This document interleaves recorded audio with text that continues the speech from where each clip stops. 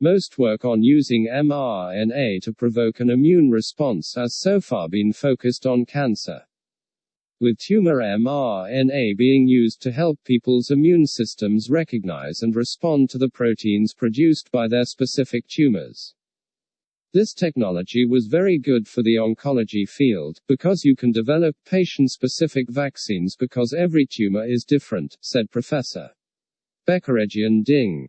Using tumor mRNA in this way activates the body's T cells, the part of the acquired immune system that kills cells, which is useful to destroy tumors.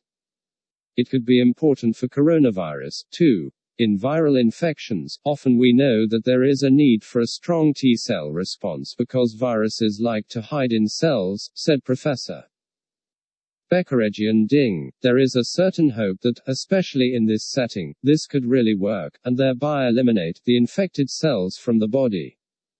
But to combat a virus such as SARS-CoV-2, it is likely that a different part of the acquired immune system also needs to be activated, the B cells, which produce antibodies that mark the virus out for destruction by the body.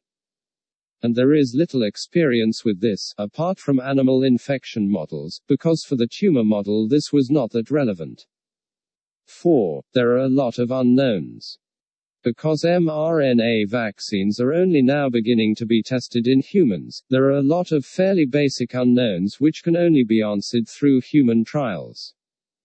What is really the current challenge, I think, is to understand whether these vaccines will really be able to mount a sufficiently protective immune response in the human and to understand, for example, which quantities of mRNA will be needed to do this, said Professor Bekaragian Ding. Other outstanding questions include whether the proteins that have been chosen for the vaccine are the right ones to prevent a coronavirus infection in the body, how targeted the immune response is to this particular coronavirus, how long any immunity would last, and whether it causes side effects such as increased inflammatory responses like redness and swelling or, in the worst case, aggravates disease.